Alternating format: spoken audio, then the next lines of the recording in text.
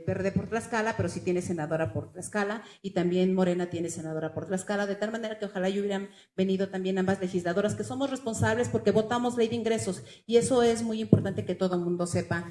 No es solo, evidentemente, el tema presupuestario es facultad exclusiva del Congreso, de la Cámara de Diputados. Ya la Suprema Corte de Justicia de la Nación planteó justamente que ellos ven toda la parte de presupuesto, pero nosotros también vemos la parte de ley de ingresos. Ellos ven el presupuesto de egresos de la Federación.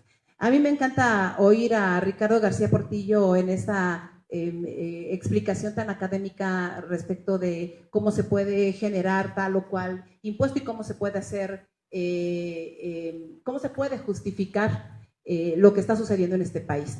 Yo lo ejemplificaría con algo muy simple. Es como cuando uno llega a un restaurante y le ofrece chile de chicharrón en salsa verde a un comensal.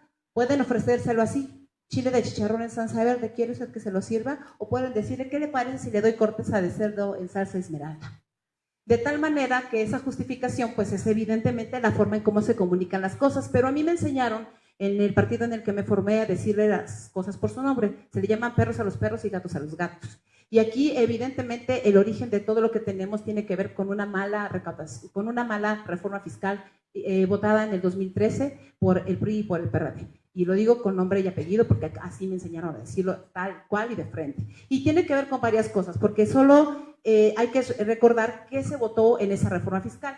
Por supuesto que se votó esa reforma fiscal, se votaron impuestos a las hipotecas, se votaron impuestos evidentemente a la educación, se votaron impuestos y se aumentaron impuestos también a la compra-venta de viviendas, impuestos que eran fundamentales y que se hicieron a cambio de dos estados. El PRD, les voy a decir por qué lo votó porque tenían que darle más dinero al Distrito Federal y porque tenían que darle más dinero a Guerrero, que venía el proceso electoral. De tal manera que el problema que tenemos es que hemos planteado todas las modificaciones que hacemos en términos de política electoral y no de política pública, y ese es un problema en este país. Lo que nosotros hemos venido planteando es básicamente algo muy simple: solo poder disminuir para este impuesto 142,000 millones de pesos, que representan algo así como el 3.2 del presupuesto total de los casi 4.9 billones de pesos que estamos planteando y que se tienen que decir. Yo nada más quisiera ejemplificar el tema de Tlaxcala porque Ricardo dice que sería doblemente grave para Tlaxcala que este tema no se pudiera hacer una redistribución a los gobiernos estatales.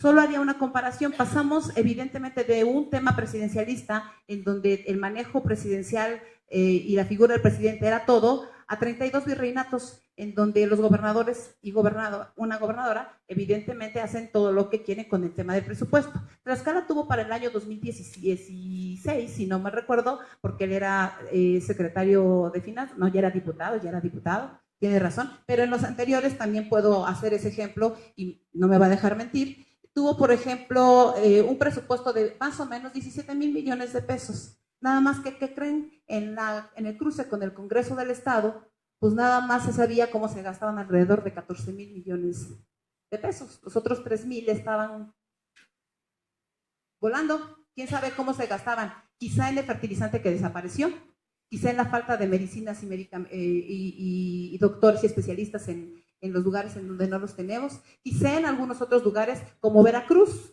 en donde el recurso económico se fue por la cañería a través de un gobernador que hoy es buscado en todo el país y que no sabemos ni siquiera qué está sucediendo. Sé que la respuesta lógica será, también el gobernador de Sonora, sí, nada más que se está en la cárcel.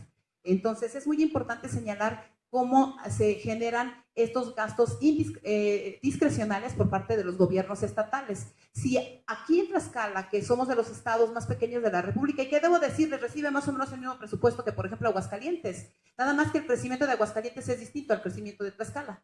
Y lo quiero decir con toda claridad, porque mientras Aguascalientes ha crecido mucho más que nosotros tenemos un crecimiento mucho menor. Este es un tema nacional, también es cierto. Diputado, lo cierto también es que este es un tema nacional, pero en el caso del Estado es cómo lo aplicamos en el bolsillo de quienes hoy están teniendo muchos problemas para poder vender su combustible. Hablemos, y lo dijo el diputado federal del PRD, hablemos del proceso del combate a la corrupción. Es muy simple. Hagamos nada más un esfuerzo por presentar todos nuestra declaración 3 de 3, en principio. Segundo, cambiar el formato de esa declaración para evitar que alguien esconda cualquiera de sus cosas o declare de manera incorrecta los bienes que tiene en términos de la clase política que estamos tan lastimados, todos lastimados, ¿no?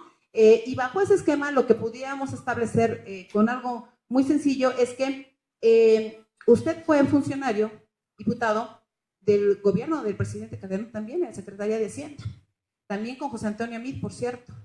Nada más que ahora que José Antonio Meade regresa a la Secretaría de Hacienda, le entregan una Secretaría de Hacienda terrible, como fue recibida, diría yo, una Secretaría de Relaciones Exteriores por quien dejó la Secretaría de Hacienda terrible. Entonces, es muy importante saber, usted mencionó dos casos, dijo, el efecto Trump. ¿Quién tuvo la culpa del efecto Trump? Perdónenme, pero pues quienes invitaron y nos negamos a que se invitara a Trump y fuera recibido como jefe de Estado y como presidente literalmente ya de Estados Unidos, pues fue la oposición, nos opusimos a que se recibiera en Palacio Nacional al presidente Trump, ahora ya presidente, cuando estaba literalmente tronado en las encuestas. ¿Quién le dio aire?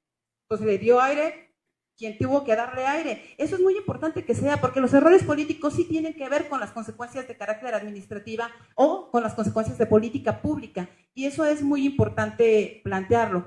Usted habla de la crisis también, que es otro de los componentes de este tema fundamental en cómo está el tema del precio de las gasolinas.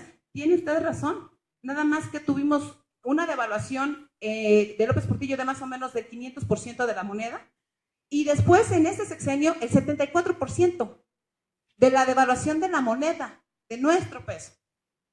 Los gobiernos de PAN, su porcentaje máximo fue del 13% en el mayor de los casos, en una crisis hipotecaria, inmobiliaria, que usted recordará, iniciada en Estados Unidos, y luego también cuando hubo una transformación en Europa también de esta crisis inmobiliaria. Tuvimos, por supuesto, el manejo del problema de la influenza, que yo recuerdo que ustedes iban a cabildear al Congreso cuando yo era diputada federal, justamente para poder establecer los mecanismos de que el sistema de salud no colapsara ante estas circunstancias. Lo que nosotros solo estamos pidiendo es que se bajen 142,000 millones de pesos. No estamos pidiendo más. Estamos pidiendo que se reduzca el 50% del IEPS. Y eso sí es posible. Si logramos que las entidades federativas decirle, le vamos a quitar al gobierno del estado, híjole, pues yo diría que lo que los gobiernos estatales tienen que manejar, que lo manejen con mayor transparencia, que tengamos nuestros sistemas anticorrupción estatales y que podamos nosotros tener un presupuesto, sí, a lo mejor no de los 17,000 millones de pesos que tenemos ahora, a lo mejor de 14 o 15,000 pesos, pero bien manejados, porque de nada nos sirvió en Tlaxcala tener 17,000 millones de pesos cuando traemos un sistema colapsado de salud y tenemos también un sistema, todavía tengo 1 minuto 50, un sistema colapsado de salud y tenemos una Secretaría de Fomento Agropecuario colapsada. Y le doy otro dato. El Coneval, por cierto, yo presenté iniciativa para que el Coneval fuera un organismo autónomo de calificación y certificación de los programas sociales y se pudieran calificar. Fue la primera iniciativa que se presentó en la Cámara de Senadores y que después se discutió con esta autonomía. Debo decirle que ha calificado el mayor número de los programas sociales como un fracaso de la distribución de la riqueza, porque son programas de carácter asistencialista. ¿Qué significa esto? Una pensión de adultos mayores. Yo no quiero que le quiten la pensión a los adultos mayores que lo necesitan, pero una pensión universal de adultos mayores le daría pensión hasta Carlos Slim, que es el 6º hombre más rico del mundo según la revista Forbes, o al Chapo Guzmán, que también ya es adulto mayor. Es pensión universal. Lo que tiene que hacerse es que se le dé a quien lo necesita, que se le dé a quien lo requiere, que un programa de oportunidades no esté ahora ya Prospera, no esté condicionado evidentemente a esos incentivos de premios y castigos que señaló el diputado Juan Corral. Y yo nada más diría, la ley de salarios máximos no está presentada solo por el PRD en la presente legislatura, el PAN la presentó desde la legislatura 58, cuando el presidente Felipe Calderón era diputado federal y se presentó una ley de salarios máximos. Por cierto, seguimos insistiendo en esa ley de salarios máximos y en el periodo recientemente de sesiones que tuvimos, el extraordinario de la que yo fui parte, presentamos nuevamente esa iniciativa a través del Senado de la República para que pudiera haber un proceso de ley de salarios máximos y mínimos. Y también plantearía muchísimo y agradezco pues que el diputado federal del PRD, bienvenido a Tlaxcala. Muchas gracias. Con esto concluyo nada más, que qué bueno que admite que no votó el gasolinazo señalando que es consecuencia de una política recaudatoria fiscal y no de una política energética, que por supuesto también coincido debe ser revisada en algunos de sus términos, derivado de la circunstancia económica que hoy tenemos y evidentemente de la quiebra terrible y la corrupción terrible que existe, no del sexenio anterior, sino de los años y años y años de saqueos. Nada más pregúntenle a los señores gasolineros que están aquí en Tlaxcala, ¿quién conoce por dónde pasan las tuberías? ¿Quién conoce dónde se está robando la gasolina? ¿Quién conoce quién se está llevando ese dinero? ¿Y quién ha hecho nada? Eso no es nuevo, eso ya tiene mucho tiempo. Muchas gracias.